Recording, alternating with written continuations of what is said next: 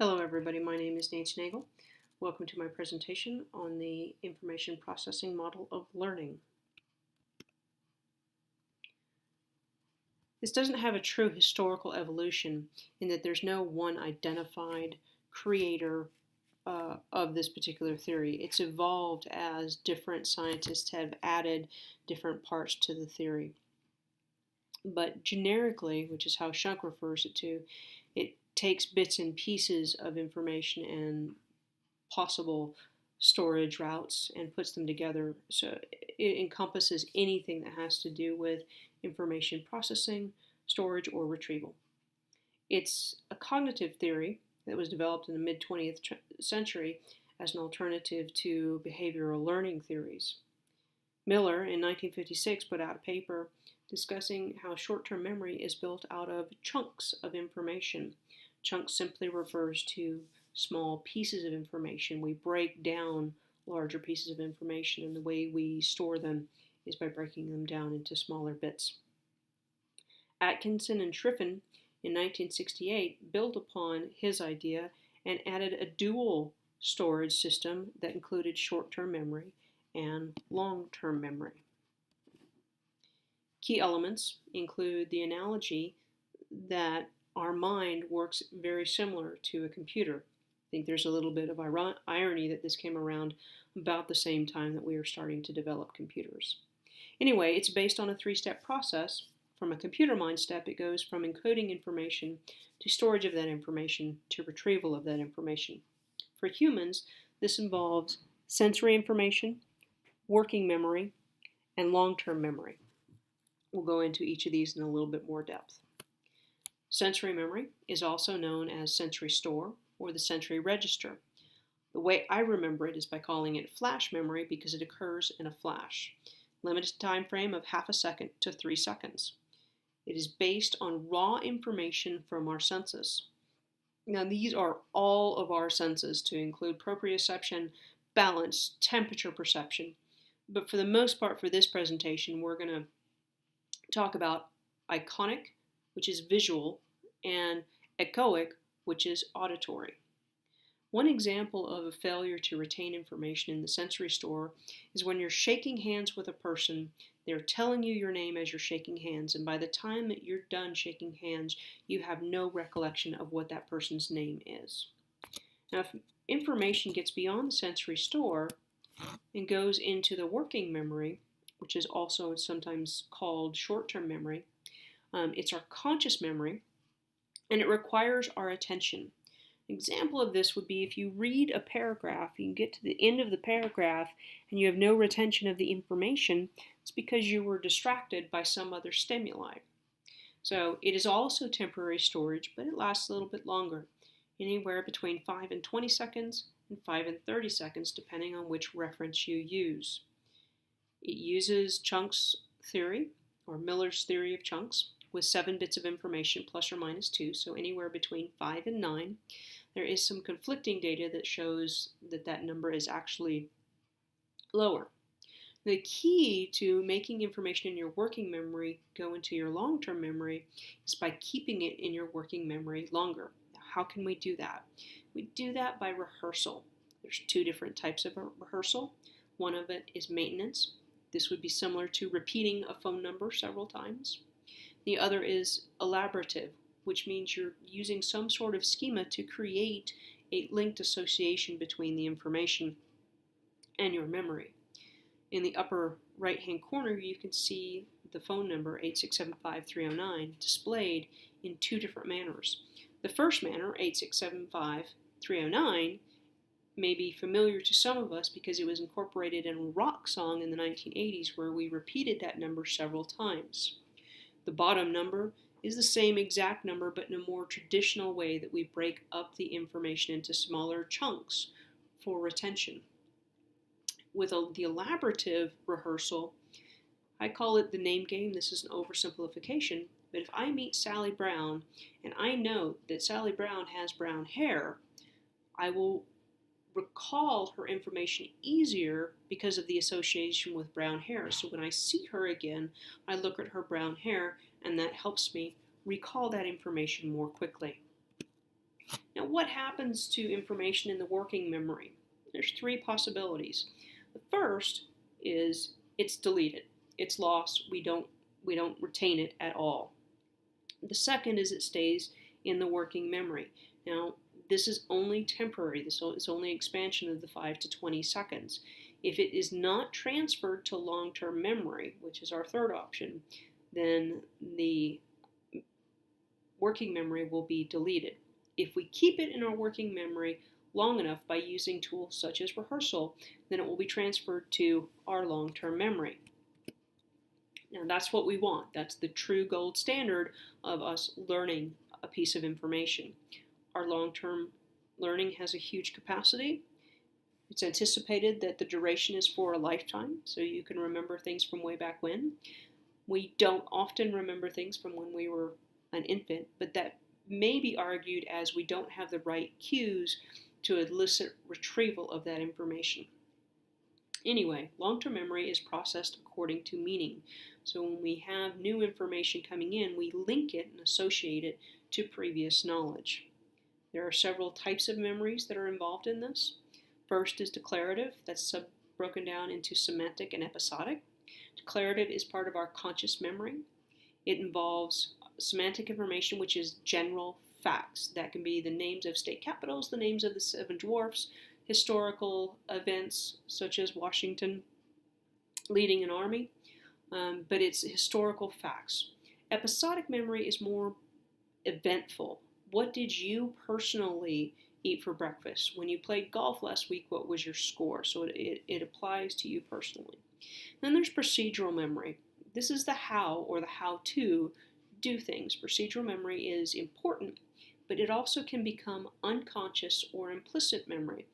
That means that when we do procedures out of procedure memory, such as riding a bike, there are some unconscious aspects to it.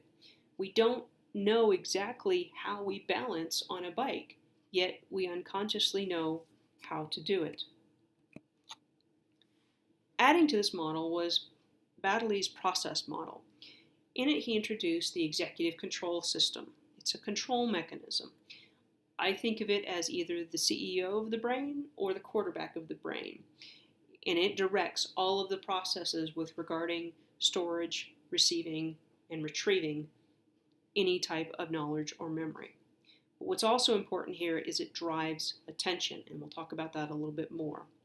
There are 2 processes that Baddeley promotes. The first is the phonological loop, which is sensory learning through verbal or nonverbal information, acoustical sound, or the visual spatial sketchpad, which is essentially imagery and how we use our vision to create models or memories or retrieve memories. Now let's focus a little bit more on attention. If you get nothing out of this presentation, understand that attention is required for working memory. It limits what we perceive and process. But what happens is if we see a squirrel and get distracted, whatever we had in our working memory is lost. It's gone, it's deleted. And when we go back to that task, we actually have to start over. So this undermines the concept of multitasking being efficient. We actually do serial task switching. But when we do this and we take our attention off of one task and focus on another, we lose what was in that working memory. And then when we go back to the original task, we may have to start over, which is not time effective, nor does it allow for us to create good solid memories. This theory has multiple strengths and weaknesses, as all theories do. I'll focus on a couple particular items that I found of interest. The first is that this framework allows for straightforward learning strategies. That means that we as instructors and as teachers, as educators, can help our students intake sensory information in how we deliver the information, as well as memory cues to help them retrieve the information. This can be applied across the age spectrum, although we would have to understand childhood development areas that would inhibit certain sensory information or understanding of that sensory information. And while neuroplasticity isn't a part of this theory yet, I think it will be. Neuroplasticity is a rather new concept that focuses on how our brain changes in its function and structure when it receives additional information. So the more you use your neural pathways, you actually develop an efficiency in accessing those neural pathways. Now the weaknesses, it's very mechanistic, and humans are not mechanistic. It does not have any regard for behavioral processes to include motivation. We've talked about other theories where motivation actually facilitates some of the learning process. It also has no regard for emotional process. Have you ever tried to learn something when you were emotionally upset? Or conversely, sometimes humor actually helps us incorporate memories. And then finally, it gives little integration with social constructs. Just like humans are emotional beings, we are social beings, and we can facilitate each other's learning, but this theory does not acknowledge that.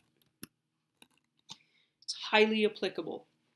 It's best applicable when it comes with other theories, but that's not the point of this presentation. I'll stick with flight school, specifically helicopter flight school, in that when you are learning how to fly a helicopter, there's repetition of procedures and repetition of task-oriented thinking as well as task loading. And what I mean by task loading is being able to have multiple sensory input and be able to identify what information you need and what information you don't need and how to prioritize that information. By doing procedures over and over again, the repetition allows for automaticity. Automaticity is a way to effectively and efficiently retrieve information for immediate use. Distance education is also an area where we can use this. There's not a lot of touchy-feely behavioral things that happen with distance education. Most of the input is either sensory or auditory. And as educators, we can use repetition of the information to create long-term memories.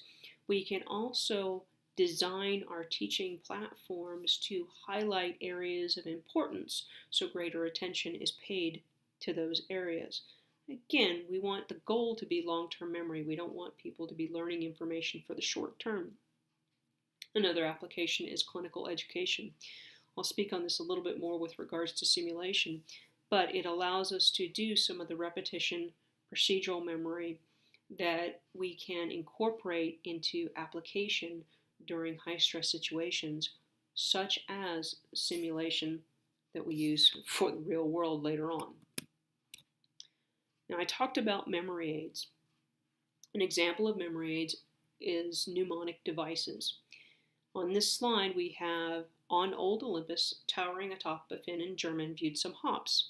The first letter of each word in that saying correlates with the first letter of the name of the cranial nerve that it corresponds to. When said in this particular order, you can name off the cranial nerves in order from 1 to 12. The other memory aid device on the right-hand side is more of a visual device that associates the cranial nerve with the function of that nerve. With PowerPoints, we can highlight areas that we want to focus the learner's attention on. We may use the layout by using all caps, by changing the color of a font to make it more dramatic. We need to make sure we don't overload the slides and we have specific information on the slides because sensory overload will decrease the capacity of changing working memory into long-term memory. And then we can repeat information throughout the PowerPoints. We can also do something called priming, and that's where we give a nugget of the information earlier in the PowerPoint and then bring it up again, but build on it again every time we bring it up. We can also incorporate the same study aids, such as the mnemonic device that I showed in the last slide, into the PowerPoint as one more reference tool for the students to use for learning. Finally, with simulation. This can be used with both simple and complex simulation. Simple simulation can be task repetition a procedure that you have to do, inserting an intravenous catheter. When you do it over and over and over again, you get that procedural memory in place. When you start taking simple simulation and combining it into complex simulation, the student must now determine what information is priority. So they start having that task loading attention, and they must figure out how they need to prioritize and focus on certain items while ignoring extraneous information. This can be as simple or as complex as the instructor wants. Hopefully it'll start as simple and then build into complex as the student grows throughout a program. That's it. That's the summation of my presentation. I hope you were able to get something out of it, and I look forward to your comments on our discussion board. Thank you very much.